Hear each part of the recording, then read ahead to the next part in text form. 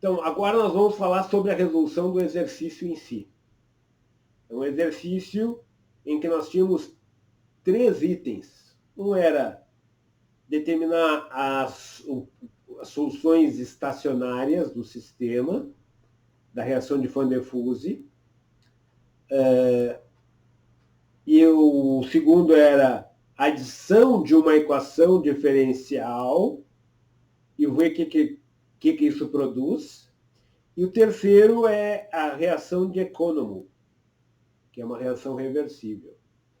Então, vamos começar com o primeiro exercício, e aqui eu vou apresentar para vocês 2 soluções. E uma das soluções, eu vou mostrar para vocês um atributo ou um adicional de equações que eu acho útil para nós que trabalhamos com modelos linearizados, que é a inserção de condições, equações relativas ao instante inicial. E aí vocês vão ver o que isso significa. Então, o objetivo aqui é gerar esse diagrama aqui. Nós acabamos de discutir que esse diagrama ele é útil para ter um entendimento dos possíveis comportamentos do sistema. E vimos que sempre que eu tiver uma variável que troca de sinal, isso é sinal de alerta em termos de controle. Então, vamos primeiro mostrar para vocês como é que nós criamos esse diagrama usando o Python e Modelic. Então, os 3 pontos de operação, que nós já discutimos no vídeo passado. Carreguei o mesmo modelo do vídeo passado, Van der Waals. E aqui está o loop necessário para fazer a criação desse diagrama. Primeira coisa, eu escolho o ponto de operação que eu quero trabalhar. O que eu vou fazer para o ponto 2. Se eu quiser fazer mesmo diagrama para o ponto 1 e para o ponto 3, é só trocar aqui o OP1, OP2 e OP3. Certo? Nessa variável, eu estou fazendo a variação ou os valores que eu quero para o estacionário para DS, para DF, melhor dizendo, que é a taxa de diluição. Estou indo de 3 a 36, de 0,5 a 0,5. Então, é 3, 3,5, 4 e assim por diante. Se eu não estiver satisfeito com isso, eu diminuo o passo aqui nesse cara aqui. Ó. Diminuo o passo aqui e aí eu tenho uma malha mais curtinha. Aí eu tenho que ter um buffer de soluções estacionárias correspondente com a dimensão do que eu fiz. Esse buffer aqui é o CBSS. Eu fiz uma matriz com o mesmo comprimento do DFS, 3 colunas, porque a gente vai trabalhar com 3 linhas. Uma correspondente ao CA em 4,5, outro 5,1 e 5,7. E o cálculo do zero, eu pus o zero, também vou armazenar esse zero de forma similar. Então, aí eu criei um buffer de valores zeros, similar, por isso que é zeros like. Então, ele vai usar a mesma estrutura, similar ao caso anterior. Então, aqui eu defini o tamanho e aqui ele é igualzinho em termos de dimensões. Aí eu faço um for, CAIN, dentro dos valores que eu quero. Eu quero que CAIN, no primeiro loop, rode com 4,5, no segundo loop seja 5,1 e no terceiro loop seja 5,7. Aí eu pus o contador de armazenamento J. Então, cada uma dessas situações de CAIN vai ser uma coluna. E os valores vão estar nas linhas, para diferentes valores de DFS. É importante você estabelecer o padrão que você vai usar. Esse é um padrão interessante, porque o que faz sentido são plots CBS versus DFS. Assim, desse jeito, fica já no padrãozinho fácil de plotar. Aí o outro loop interno corresponde ao de variação de DF. E ele vai variar o DF dentro dos valores que eu defini aqui em cima. Aí eu inicio a simulação. Simplesmente, na aula do vídeo, a gente trabalhou com degraus. Aqui eu simplesmente digo o valor de DF que eu quero. Não preciso trabalhar com degraus. E aí eu simplesmente, no input, eu entro com o valor de DF que eu quero. Então ele vai pegar esse DF aqui, é esse DF aqui. Ó. Esse aí aqui vai aparecer aqui. Ó. E faço a simulação a ponto de ela, pelo fato do sistema ser estável, se eu simulá-la por um tempo suficientemente longo, ele vai convergir para o valor estacionário.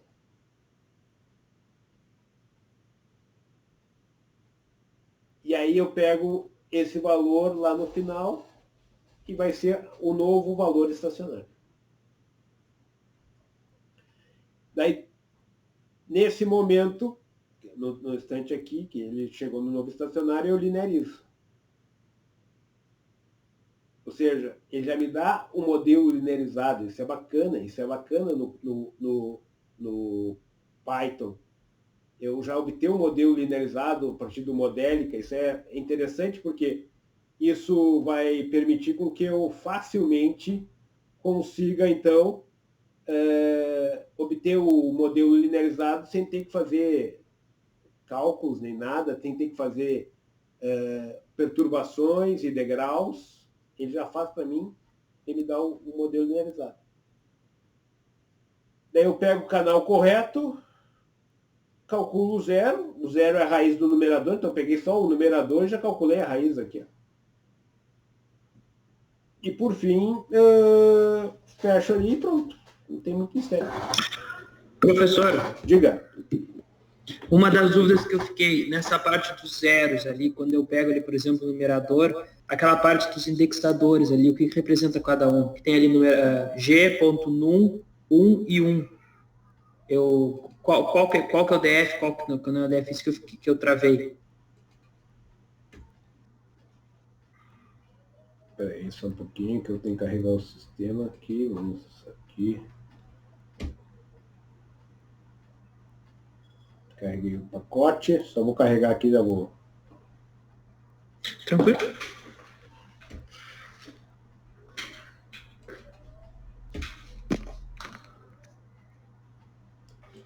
Qual é a tua pergunta?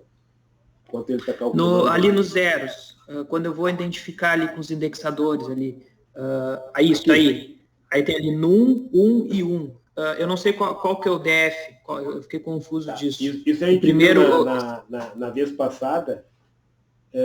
Pois eu vi no vídeo e não consegui entender, eu fiquei meio perdido igual. É que na realidade, embora a gente tenha definido DF primeiro e CAIN depois, ele faz uma lista de variáveis de entrada que segue a ordem alfabética. Sim, tá, não, isso sim, eu só tô confuso, por exemplo, esse primeiro 1 é de entrada aqui, e o segundo... sys.getList.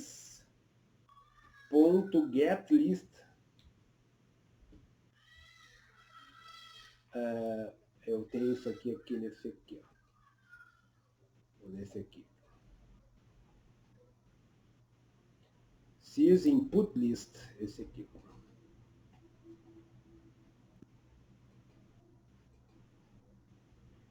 Daí aqui eu tenho, ó, se eu não fizer isso, eu posso estar pegando a posição errada. Sim, não, professor, isso aí tranquilo, isso aí eu entendi. Eu só quero saber ali naquela chamada, o que ele chama primeiro? Se é primeiro o input e depois esse 1 e esse 1 representa o quê? Esse 1 aqui? É. Ele está pegando se a gente pegar, eu vou pegar aqui a matriz G. No caso, eu fui como fosse o primeiro é a entrada, que ele chama o quê? A matriz G é essa aqui, ó. Certo? Tá. Aqui é a posição 0, 0. Aqui é a posição 0, 1. Aqui é a posição 1, 0. E aqui é a posição 1, 1. Eu quero pegar dessa função aqui o numerador. Tá, não, acho que agora eu entendi. Em outras palavras, eu quero pegar, eu quero pegar esses aqui, ó. Então eu vou pegar aqui G, o numerador, no 1, da posição 1, 1, que é se eu fosse contar a partir do 1, seria o 2, 2. Por que eu quero essa posição? Porque naquele get input list, o df in está na segunda posição. Né? Pode ver, ó, ele me trouxe esses números aqui. Ó. Tá. E o 0 é a raiz disso aí. Que no caso, nessa posição, essa é a função de transferência de CB em função da entrada do DF. Isso, aqui é DF, tá. A entrada, e CB aqui. Tá, não, beleza, era isso. Agora eu vou sim, pegar outra, esse aqui vai me dar um 0 em 0, esse aqui em 0, 0, esse aqui... Então, eu vou pegar aqui o roots, NP roots, desse polinômio, e aí vai sair o 0. Menos 34 é o 0. Dá para ver direto aqui, que é 1, 0, 0, 6. Certo? Agora eu certo, valeu, uma professor. dúvida. Esse CB ali dessa matriz de funções de transferências é o CB de estado ou é o CB de saída? Esse CB de saída. As colunas é CA em DF e as linhas é CA, CB e CBA. É o CB de saída, é o CB de saída. CB de saída. Por isso que no modelo a gente pôs input e output. Tá. Quer dizer, por isso que a gente tem que definir as variáveis de output e as variáveis de input. Porque senão eu não vou ter um modelo linearizado claro do jeito que a gente trabalha normalmente. E a gente acaba reproduzindo as variáveis, fazendo CBOut igual a CB. Certo? Certo. E aqui a gente tem três saídas, porque quando tem tempo morto, eu tenho que ter cuidado, porque ele acaba fazendo numericamente isso. Output. List. Ó, onde é que tá? Tem que tirar o... Aqui, ó. CA out, CB out e o terceira linha é o CB out delayed.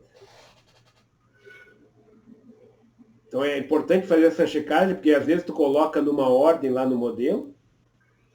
Por exemplo, o modelo que eu fiz, eu pus nessa ordem. Eu pus primeiro DF, depois CAIN. A gente tende a pensar, não, a primeira que eu escrevi foi DF e a segunda que eu escrevi foi CAIN, e é essa ordem que ele vai me dar a lista de entrada. Né? Aí eu vou dar com os burros na água. Né? É a típica coisa que tu só vai saber depois. Tu olha, vai, volta. É aqueles problemas que você acha que está vendo uma coisa e tu está vendo outra coisa, porque o sistema fez algo segundo o padrão. Por isso que, para evitar frustrações, eu recomendo saber a ordem. Normalmente, até agora, foram em ordem alfabética. Certo? Mas isso aqui é importante porque quando eu fiz a primeira vez, eu demorei até descobrir isso. Então na primeira vez eu olho direitinho para não ter problema. E como se não bastasse, o Python ainda começa em 0. Então a primeira variável não está na posição 1, está na posição 0.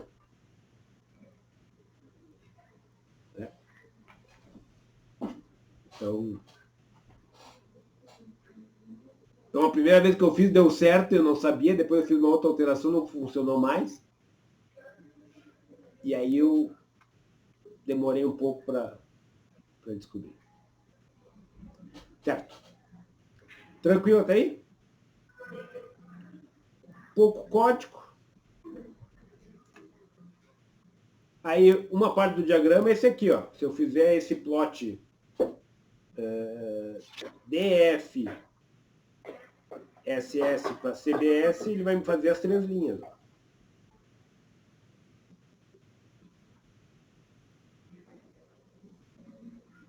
Eu comecei em 3 porque se eu começasse em 1, isso aqui ficaria... Essa região aqui ficava pouco, eu queria ficar mais próximo do gráfico que foi feito, o que foi dado de exemplo. E aí, se eu fizer o plot agora do 0, vai ficar essa curva aqui, ó.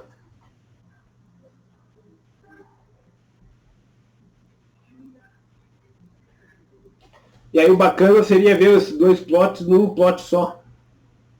Ou seja, no eixo da esquerda eu ter o CBS estacionário e no da direita o 0. E aqui estão os comandos associados a isso. Eu crio 2 eixos.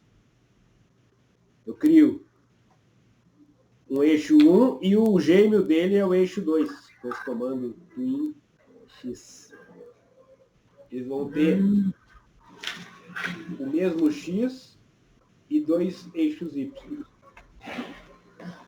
E eu gero esse gráfico que está aqui.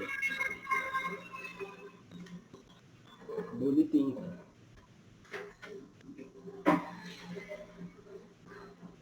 Usando esses comandos aqui.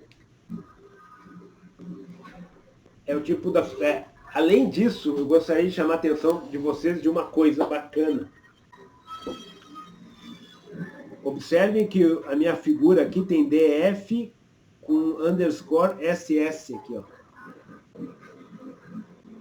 Não tá bonito isso? Eu tentei fazer e não consegui. Como é que tu faz isso? Tu usa LaTeX. Como é que tu usa LaTeX?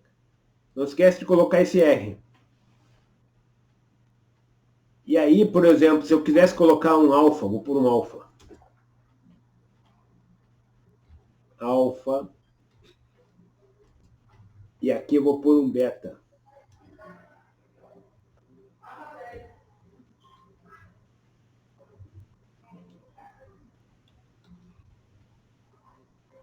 E aí, ó,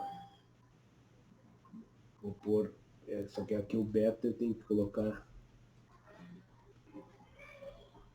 A linguagem do LaTeX é inerente ao Python? Ele entende? Ele entende, tem que ter alguma coisa. Basta eu colocar o dólar. Com o preço que está o dólar, qualquer coisa se entende. Tu viu aqui, tem o alfa e o beta aqui, ó.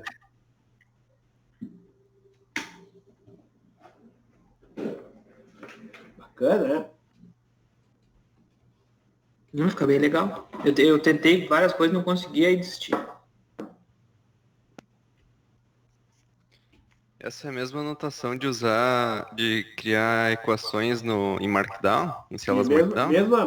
Mesma coisa. Se eu quisesse pegar, eu vou pegar a equação, digamos que eu vou pegar uma equação que eu tenho escrita aqui, ó. Esse aqui está em Markdown, ó, vou colocar essa aqui na minha legenda. Claro que isso não faz sentido, certo, nesse exemplo, mas digamos que é o que eu quero.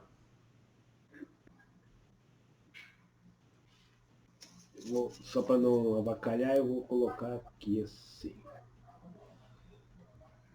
X1 set Y label. Mas não esquece de colocar o R. Se eu não colocar o R, vai dar pau. Já vou mostrar.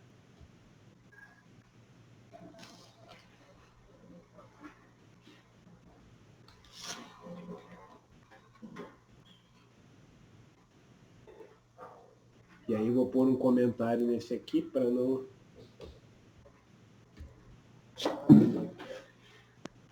Tá aqui a equação. DF, CI, papapá, papapá, ó. Viram ali?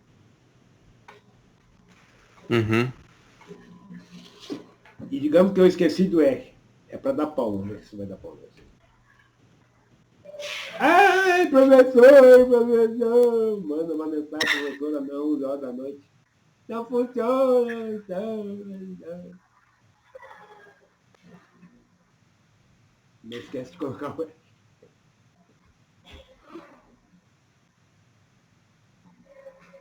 Certo? Depois dessa atuação é impossível esquecer.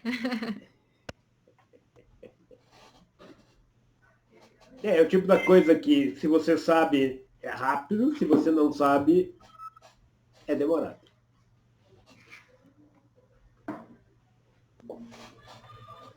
Por exemplo, esse negócio de eixo duplo foi a primeira vez que eu fiz na minha vida em Python. Como é que eu fiz? Eu procurei na internet, matplotlib, duplo eixo, não sei o quê. Sempre vai aparecer um exemplinho lá e tu pega o exemplinho e o segredo está aqui, ó.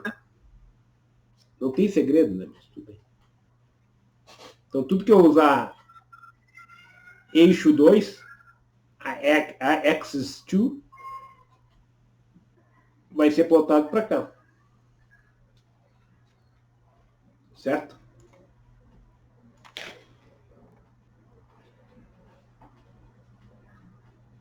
Alguma dúvida aí? Por aqui, tranquilo. E agora eu chamo a atenção de vocês. O que essa figura diz para vocês?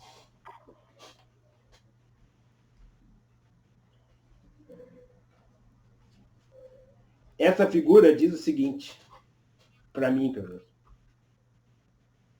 Se eu usar o zero, se eu pegar a expressão do zero e usar ele como variável controlada, que vantagens eu tenho nisso? Usar o zero, a curva do zero é essa aqui, ó. Você vê que ela não troca de sinal. Não troca de sinal. Ela não tem a derivada dela, ela troca de sinal de valor, certo? Zero, tem zero negativo e zero positivo. Zero positivo está aqui e zero negativo está aqui, ó. Mas a derivada, a inclinação da curva, ou seja, é uma curva monótona. Monotonamente decrescente, no caso. Então, essa é uma curva que não troca de sinal. Ela não troca de sinal. Se eu usá-la como variável controlada, eu não vou ter problema com sinal de inversão de ganho. Pararam para pensar nisso?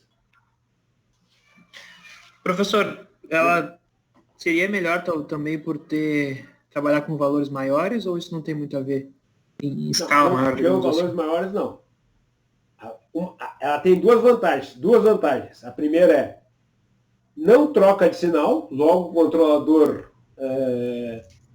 ela tem três vantagens gritando, saltitando na nossa frente. Três vantagens. A primeira, não troca de sinal. A gente viu que trocar de sinal é problemático em termos de controle linear. Quais são as outras duas vantagens?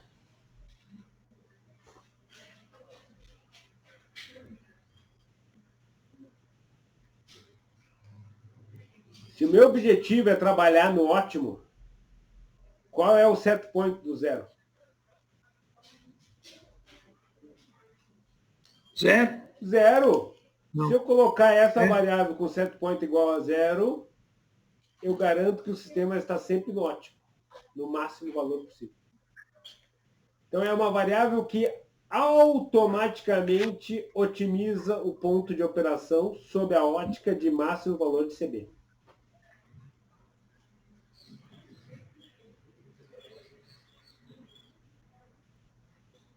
Ela já é uma variável self-optimized. Ela já está me trazendo a otimização embutida ali do melhor ponto de operação. Então, essa é a segunda vantagem. Não instabiliza por troca de sinal e automaticamente otimiza o sistema. Qual é a outra vantagem?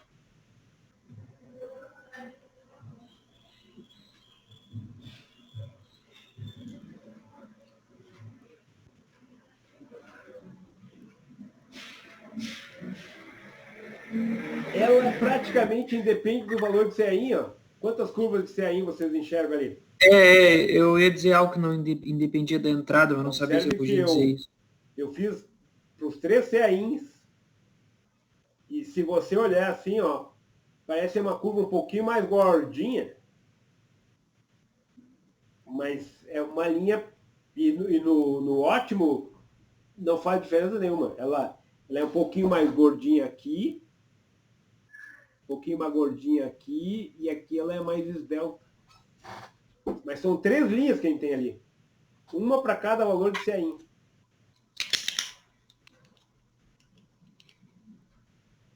Já imagina se eu estou fazendo o ótimo e estou fazendo problema de otimização olhando aqui nesse ponto. O ótimo aqui é 1, mas ele depende do valor de CAIN. Porque independente do valor de CAIN, o ponto aonde eu tenho que operar é o mesmo. Que vai dar o ótimo possível. Então, essas 3 vantagens estão aí, ó. Direto. Você sabe aonde tem uma coisa parecida com isso?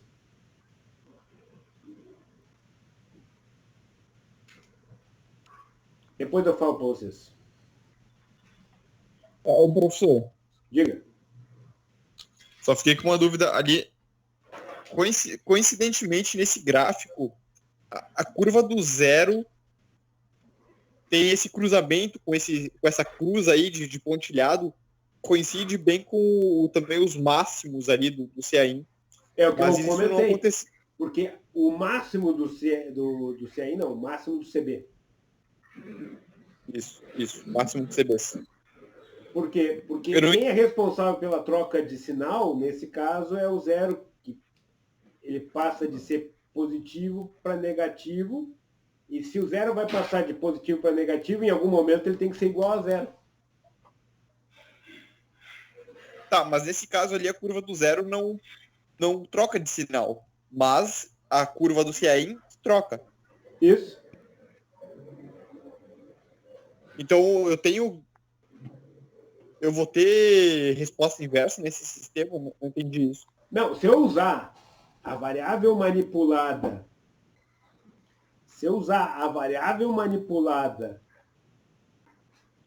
zero, não tem inversão de sinal de ganho, não tem resposta inversa. É um outro sistema. É uma outra variável manipulada, que é controlada, que está acontecendo no sistema. Eu não acho que já entendi muito bem. Não entendeu muito bem? Não. A gente poderia fazer um gráfico do CB, do CA. Certo? A gente está fazendo o gráfico do CB porque o CB é a grandeza que nos interessa, certo? Certo. A tendência é nós sempre tentarmos controlar a variável que nos interessa. Mas não necessariamente ela é a melhor variável para ser controlada. Tá, mas o que eu vejo ali do CB é que vai ter resposta inversa. Vai ter troca do sinal do ganho. Isso. Mas se eu fizer o controle, a saída em lugar de ser CB, se eu fizer a saída o zero, Tá. eu não vou ter nem resposta inversa e não vou ter nem inversão do sinal do ganho. E vou ganhar de brinde o sistema otimizado. Tá, então no caso, o professor está dizendo que eu não deveria controlar CB, eu deveria controlar o zero. Isso. Tá.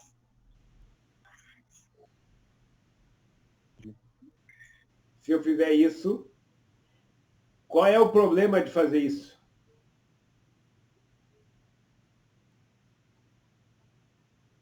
É que nem tudo é de graça, né? Qual é o problema de fazer isso? O problema está aqui, ó. Deixa eu abrir a apostila.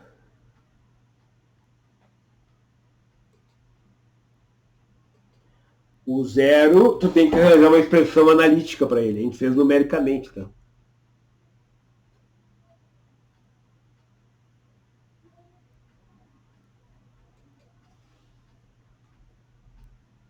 Ele tem que ir para uma expressão analítica dele.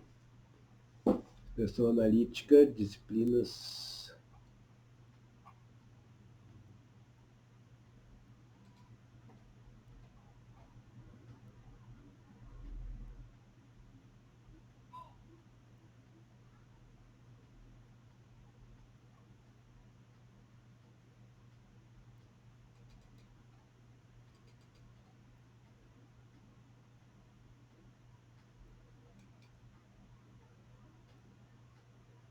Por isso que é importante entender o sistema, entender. Eu acho isso muito bacana. Depois eu falo de outro sistema muito próximo da nossa realidade, mas não vou falar agora. A solução, ó, analítica do zero é essa aqui, ó.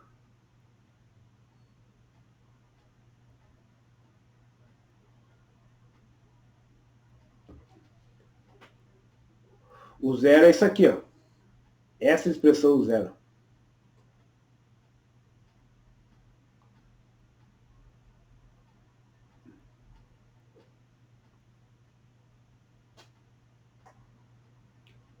Observe que se eu for determinar isso em linha, eu tenho que ter medições de concentração de A de entrada, concentração de A dentro do reator, concentração do B. Certo? Vou ter uma dependência aqui do modelo em si. Então, também não é de graça assim, tá? Só que aí eu posso misturar conhecimentos de engenharia com conhecimentos matemáticos. Eu posso determinar operacionalmente o valor típico, a ordem de grandeza de CAIN sobre CB.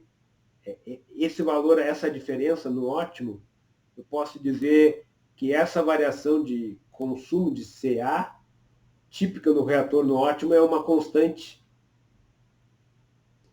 Aí eu simplesmente só preciso medir CB. E eu consigo aproximar muito bem essa expressão aqui, ó.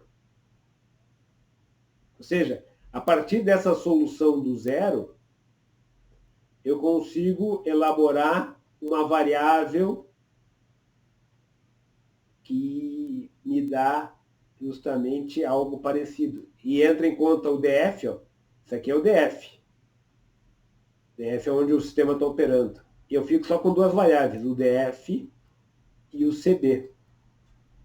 Ou seja, com as mesmas duas medições que eu tenho lá, no caso do CB, eu consigo criar uma variável que acaba sendo não tão perfeita como o zero legítimo, mas muito perto do comportamento por ele apresentado.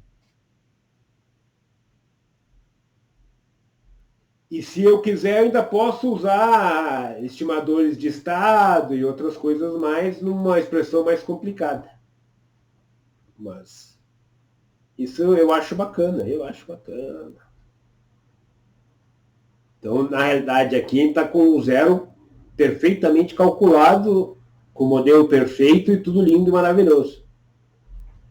Mas a partir daquela expressão, a gente consegue propor modificações e bases que podem ser utilizadas, entendeu? Não sei se ficou claro.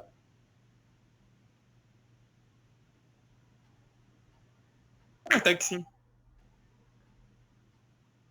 Tranquilo? Então, agora eu vou ter que dar uma acelerada, que daqui a pouco eu tenho reunião. Uma modificação agora.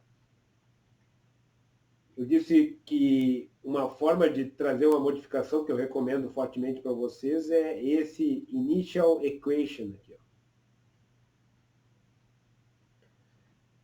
O outro caso eu tinha que jogo um valor e espero até ele chegar no novo estacionário. Com a inserção dessa equação aqui, essa equação, as equações que eu colocar aqui dentro, fiz uma modificação no meu modelo. As equações que eu colocar dentro, abaixo do initial equation, inclusive o initial equation, se eu quiser, pode ficar depois do equation. Ou seja, daqui até a próxima seção de palavra-chave do modelo modélico, ele vai executar no instante inicial. Então, no instante inicial, ele vai substituir essas duas equações aqui, ó. Ele vai atribuir o valor derivada igual a zero. É como se esse zero e esse aqui estivessem escritas aqui, ó. 0, 0. Então, ele vai forçar o cálculo do estacionário.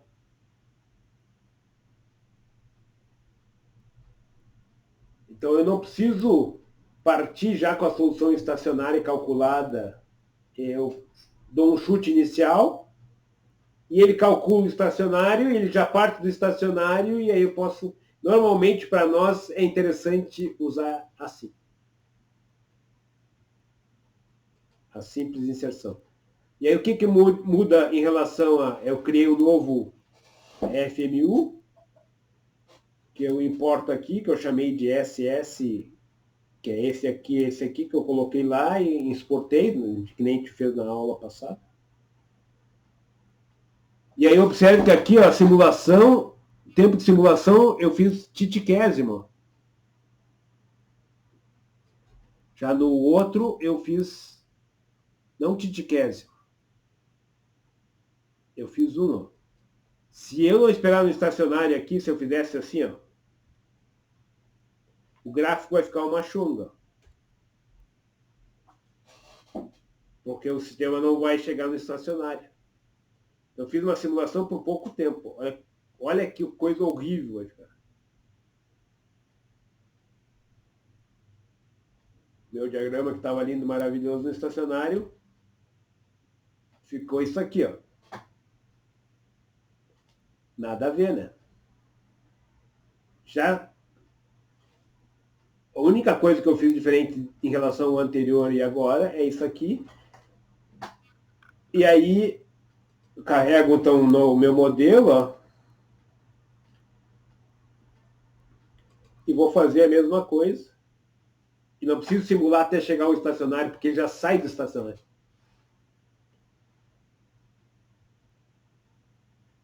Ele já sai do estacionário. Então, a primeira dica, é a segunda ou a terceira dica. Pacífico, Evelde? Pacífico. A única coisa que tu fez de modificação do primeiro com do segundo a forma foi colocar aquele initial equation, então. Isso aqui que eu coloquei. Só isso. Em relação às condições iniciais, manteve a mesma, tudo Se certinho, olhares então. as condições iniciais, esses númerozinhos que aparecem aqui, ó, isso aqui é chute inicial, tá? Isso aqui é chute inicial. Ele vai pegar os valores de DF e de CAIN e vai usar start, que é esse chute inicial. Se tu quiser que ele bata em CA 0 igual a esse valor CA0 que está aqui, tu tem que colocar fixed. Aí você está dizendo, não, tu tem que usar esse valor, é esse número que tu tem que usar. Certo? Certo. Mas aí o que acontece? Então, por enquanto, ele está usando como chute inicial. Se eu não informar nenhum valor para a variável, para as outras variáveis, por exemplo, aqui não está usando R1, R2, nenhum valor de chute inicial para elas. Ele vai usar 0. Se eu tenho uma variável definida, um tipo de variável definida, eu posso definir, essa linguagem modélica tem, o valor mínimo possível para essa variável, o valor máximo possível da variável e o valor típico para ela. Aí, se eu não fizer nada, ele vai usar como chute inicial esse valor típico dessa variável. Como chute inicial para encontrar a solução. Certo? E quando o sistema tem multiplicidade, dependendo do chute, ele vai migrar para um lado ou para o outro. Então, o chute é importante quando o sistema tem multiplicidade de saída para uma mesma entrada. E daí o ramo que ela vai ficar vai depender desse chute. Mas a única coisa que eu fiz foi isso aqui.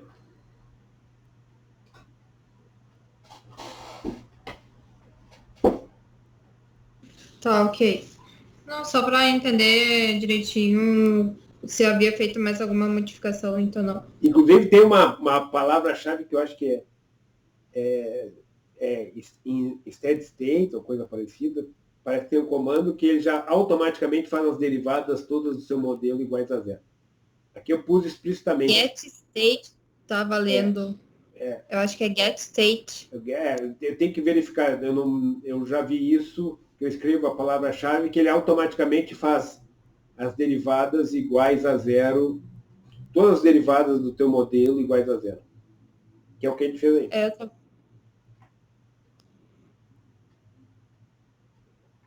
Tem uma palavra-chave que agora eu não me lembro. Que tu escreve ali. E ele automaticamente faz isso. Pacífico, Belt. Tranquilo?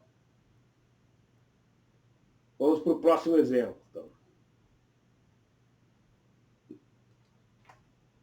O próximo é a equação reversível, tal, que a gente discutiu ontem à noite. Fiz um modelo parecido, agora tem uma equação a mais. Editei, papapá, e segue o mesmo padrão.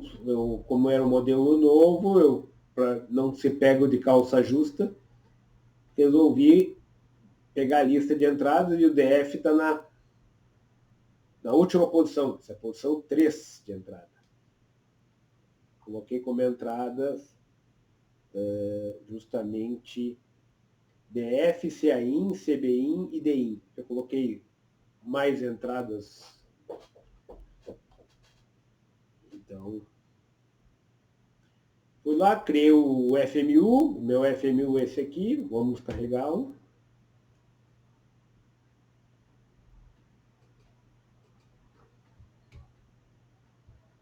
Aí a lista dos estados, a lista das entradas e a lista das saídas. É importante para não ficar com calça curta aí e levar pau por causa disso. Por exemplo, se eu quero a saída CD out, é a quarta saída, é a terceira 3, porque começa no 0. Isso foi importante para cá, ó, porque eu tive que pegar o 0 dessa função de saída 2, que é o 1, e a quarta entrada, que é o 3. Por isso que eu fiquei com esse aqui, ó, 1, 3 aqui, para calcular as raízes. Agora eu tenho 2 zeros, um que troca de sinal e outro que não troca de sinal.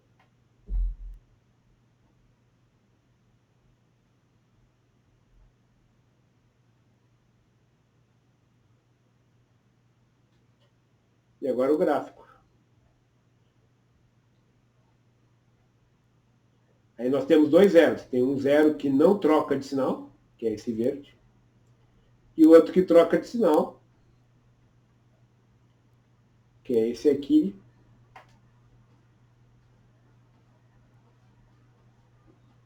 Então essa é a solução. Pacífico ou rebelde? Alguma dúvida?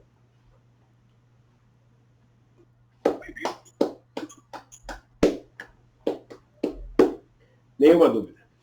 Vamos adiante. Observe que eu recomendo para vocês sempre, quando trabalharem com um esquema reacional, reatores e tudo mais, analisarem o reator, num primeiro momento, na sua forma isotérmica. Certo? Você faz o reator na forma isotérmica e depois você adiciona a equação de balanço de massa. Quando você faz o reator na forma isotérmica, você está fazendo o quê? Você está considerando que o controle é um controle perfeito de temperatura. Controle perfeito de temperatura. Então, esse controle perfeito de temperatura vai diminuir e já vai poder caracterizar a parte da cinética da reação. Então, no primeiro momento, então, esse esquema reacional aqui tinha o balanço de energia. Então, no primeiro momento, a ideia seria fazer a versão isotérmica dele, ou seja, joga a equação de temperatura fora e usa uma temperatura como entrada. Isso foi o que eu implementei aqui, ó. Eu coloquei a temperatura como entrada e fiz o balanço apenas mássico e da reação desses dois componentes. Ou seja, similar aos exemplos anteriores, compilei e gerei o Economo ISO.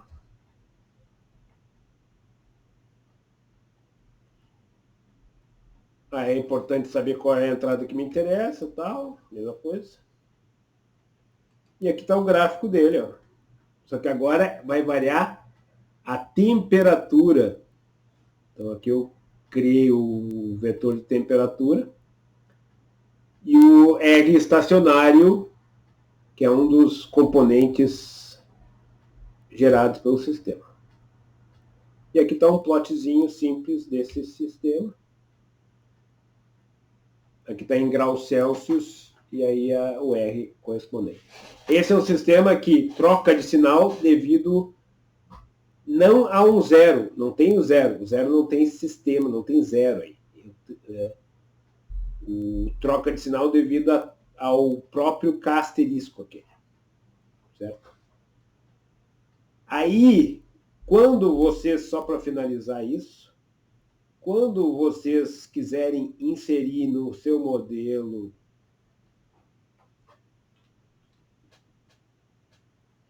a parte de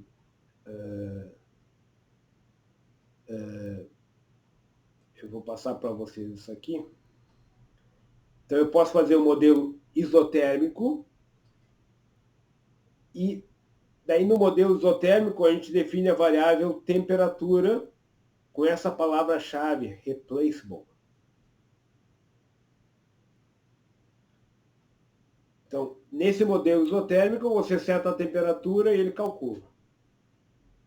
Rodou esse meu modelo, quando eu quiser adicionar a versão não isotérmica, eu parto dessa versão isotérmica e crio o modelo não isotérmico. Então, eu vou estender o modelo isotérmico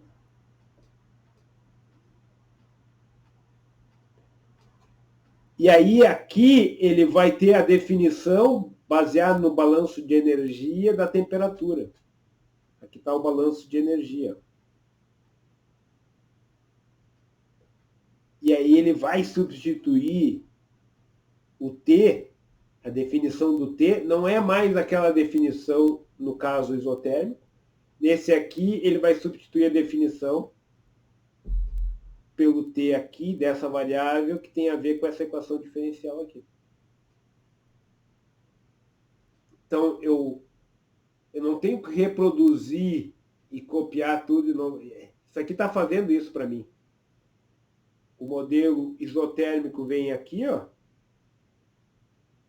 E aqui simplesmente eu estou fazendo o equacionamento da temperatura. Então essa é uma das vantagens que a linguagem modélica oferece, porque ela é estruturada, orientada a objetos, e isso traz uma série de benefícios assim, que podem ser explorados. Então, em linhas gerais, quando eu começo a trabalhar com uma reação, eu me concentro na versão isotérmica. Depois que a versão isotérmica está funcionando, eu agrego o balanço de energia. Isotérmico é como se fosse controle perfeito de temperatura, em termos práticos. Certo? E é isso aí que eu tinha para falar para vocês hoje, em relação a esse sistema. Eu vou parar a gravação aqui.